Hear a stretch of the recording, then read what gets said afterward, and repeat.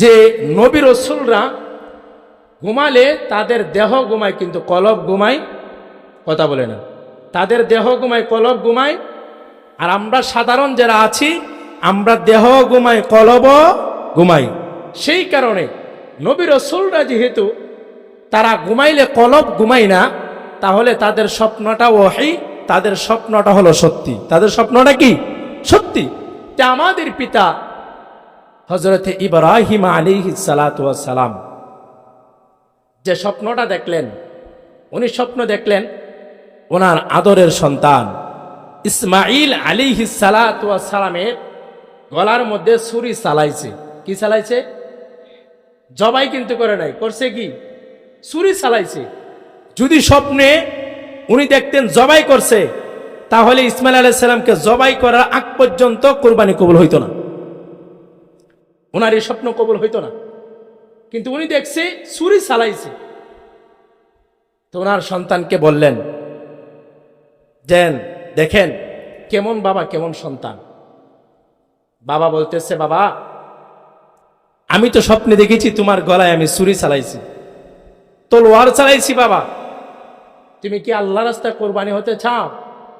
তখন সে বলতেছে, কুল আবাতি ফাআল মা তুমারু সাতাজিদুনি ইনশাআল্লাহু মিনাস সাবিরিন। সুবহানাল্লাহ বলেন। বাবা আপনি স্বপ্নে যে ঘটনা দেখেছেন, আল্লাহর পক্ষ থেকে আপনি রাসূল হিসেবে এটা দেখছেন, আপনার দায়িত্ব এটাকে বাস্তবায়ন করা, আর আমার দায়িত্ব হলো এটা দরদের সাথে এটাকে মেনে নেওয়া। সুবহানাল্লাহ। তাহলে ইসমাঈল আলাইহিস সালাতু ওয়াস সালাম কেমন ধৈর্য দেখিয়েছেন, আর ইব্রাহিম আলাইহিস সালাতু ওয়াস সালাম আল্লাহর প্রতি তাকওয়া দেখিয়েছেন। কিন্তু আল্লাহ তাআলা ওনার সন্তানের গলায় তলোয়ার চালাইছে কিন্তু জবাই হয় নাই, কিন্তু স্বপ্ন কিন্তু বাস্তবায়ন হয়ে গেছে। সুবহানাল্লাহ। আল্লাহ তাআলা জান্নাত থেকে দুম্বা এনে জবাই করে আমাদের সমস্ত উম্মতদেরকে ইব্রাহিম আলাইহিস সালাতু ওয়াস সালাম থেকে আমাদেরকে শিক্ষা দিয়ে দিলেন, তোমরা দুম্বা, উট, গরু, মহিষ, ভেড়া, ছাগল এগুলো তোমরা কুরবানি দাও, আল্লাহর কাছে সেই কুরবানি কবুল হয়ে যাবে। তবে তোমরা যে পশু কুরবানি দিবা, আসলে পশু কিন্তু আল্লাহর দরবারে যাবে না, যাবে কি? ইব্রাহিম আলাইহিস সালাতু ওয়াস সালামের মতো তাকওয়া। ইব্রাহিম আলাইহিস সালাম যেভাবে তাকওয়া দেখাইছে, আল্লাহর প্রতি ভয় দেখাইছেন। ইয়া আইয়ুহাল্লাযীনা আমানুত্তাকুল্লাহ হাক্কা তুকাতিহি ওয়া লা তামুতুন্না ইল্লা ওয়া আনতুম মুসলিমুন। তোমরা ঈমানদারগণ তোমরা আল্লাহকে ভয় করো, ভয় করার মতো ভয় করো। তো আমরা কুরবানি দিব ভয় করার মতো ভয় করি।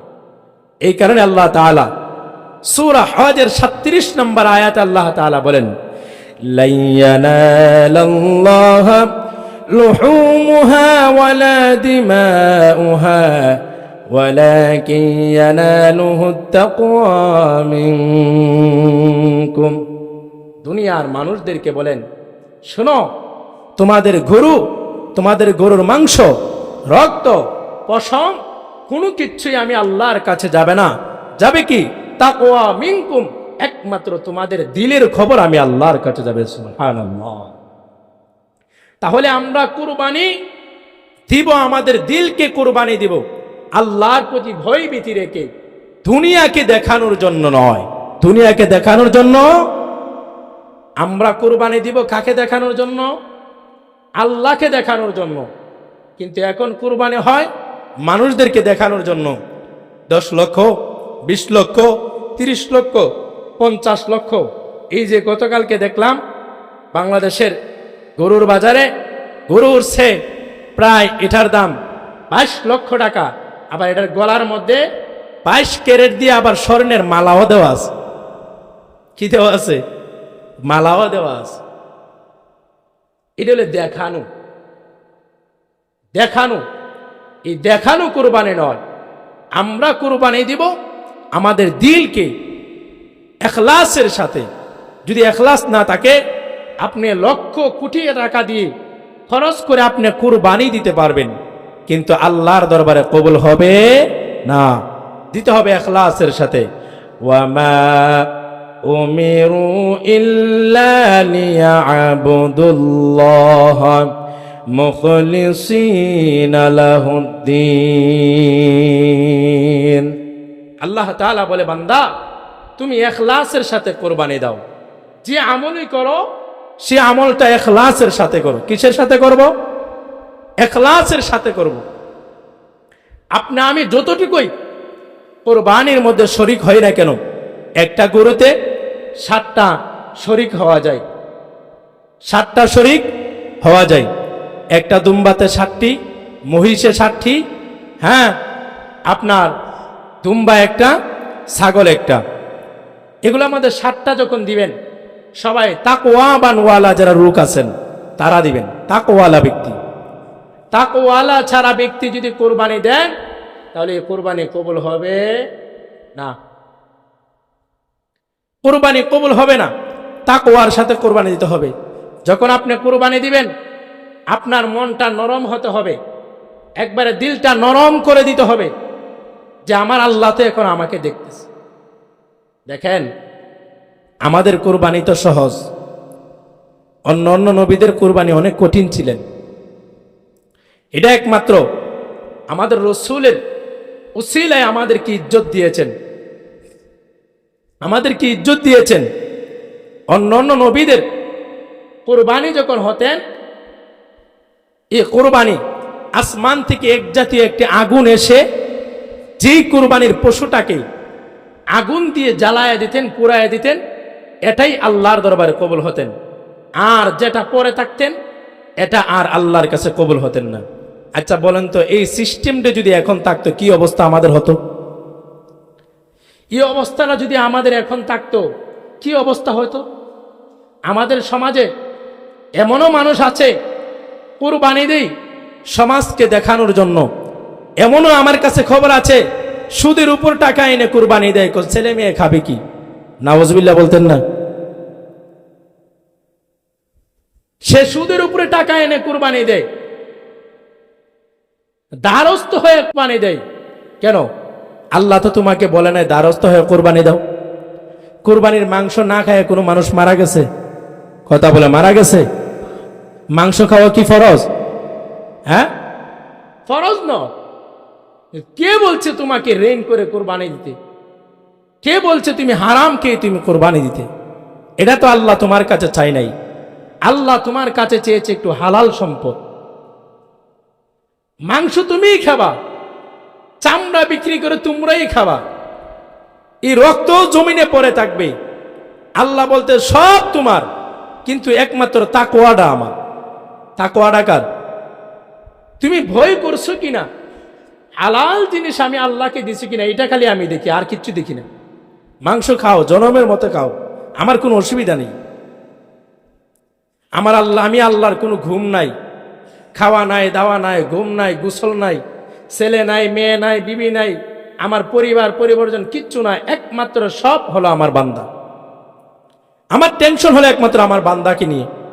আমার বান্দার কি লাগবে না লাগবে, কখন আমার বান্দা আমার কাছে চাবে, আমি কখন দেওয়া লাগবে, এই চিন্তায় আমি ফিকিরে সবসময় আমার বান্দার কাছে আমি থাকি। সবসময় আমি বান্দার কাছে থাকি। কিন্তু বান্দা তুমি কেন আমার কাছ থেকে দূরে থাকো? আমি তো চাই না তুমি দূরে থাকো।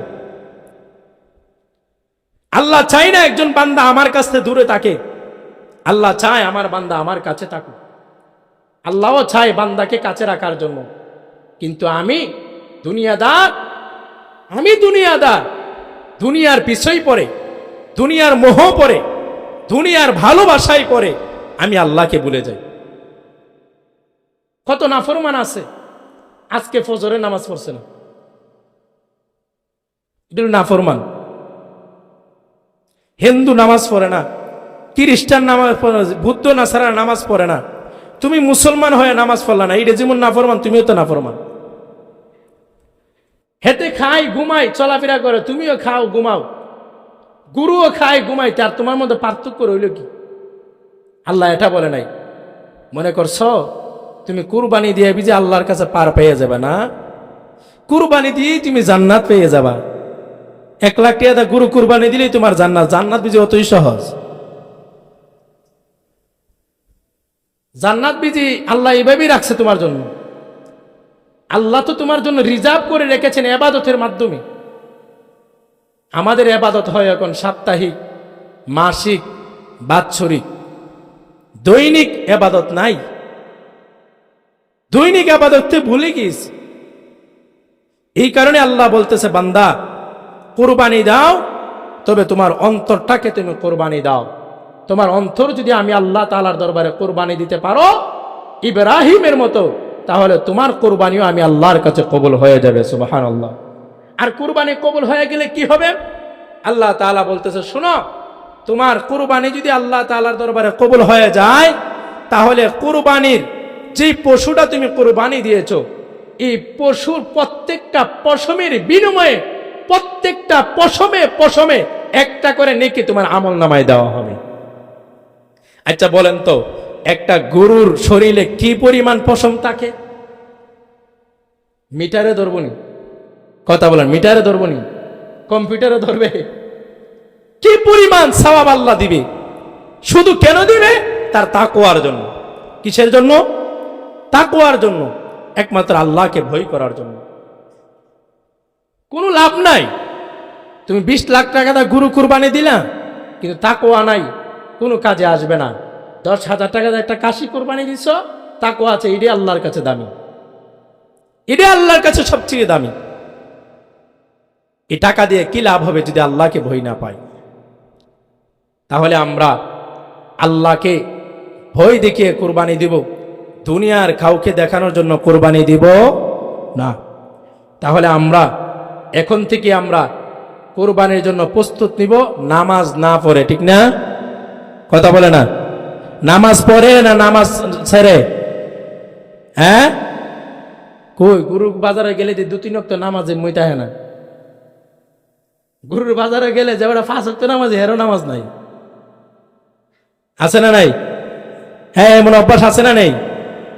আচ্ছা, নামাজ বড় না বাজার বড়? আমার গরুর বাজার বড় না নামাজ বড়?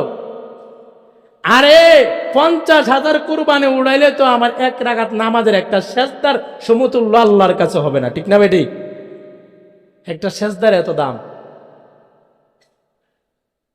তাহলে আমরা আল্লাহর ইবাদতকে প্রাধান্য দিতে হবে, দিয়া এক ইবাদতের জন্য আরেকটি ইবাদত ছাড়া যাবে। যার যার জায়গাতে যার যাকে প্রাধান্য দিতে হবে। বাপের জায়গায় চাচাকে বসানো যাবে না, আর চাচার জায়গায় বাবাকে বসানো যাবে না, ঠিক না বেটি? বাবার জায়গায় যদি চাচারে বসাই দেয়, বলবে হের মতো নিমুখ খারাপই দুনিয়ায় নাই। আর চাচার জায়গায় বাবারে বসাই দিলে তো হের মতো খারাপই দুনিয়াতে নাই। বাবা বাবাই, বাবা বাবাই, চাচা চাচাই। দুনিয়ার সবাই ভুলে গেল, আল্লাহ তোমাকে বলতে পারে, তোমার বাবা তোমাকে বলতে পারে না। তোমার দুনিয়ার সবাই, এমনকি তোমার মা বাবা সহ তোমাকে ভুলে গেলে, কিন্তু আল্লাহ তোমাকে বলবে না। কিন্তু এই আল্লাহকে আমরা ভুলে যাই। আল্লাহ কত মায়াশীল, কত দয়াশীল। এই যে সারাটা রাত্র ঘুমাইলেন, এই যে অক্সিজেন নিলেন, অক্সিজেন কয় টাকা দিয়েছেন আল্লাহকে? 1 টাকা দিছি আমরা? হ্যাঁ, 1 টাকাও দেয় নাই। আল্লাহ যদি 1 মিনিটের জন্য নিঃশ্বাস বন্ধ করে দিতেন, কি অবস্থাটা হইতো? তা আল্লাহ আর কিভাবে আমাদের আপন হতেন? তাহলে আল্লাহকে আমরা আপন বানাইতে হবে, আমাদের হৃদয়কে আল্লাহর কাছে কোরবানি দিতে হবে। দুনিয়াকে দেখানোর জন্য নয়, আখিরাতকে দেখানোর জন্য।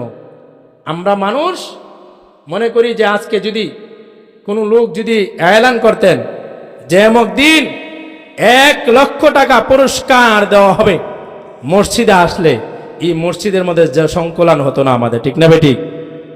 কিন্তু কোরবানির দিনও মানুষ এমন আছে, এমন মাহরুম, পালা করে নামাজটা ওজায় ফানা।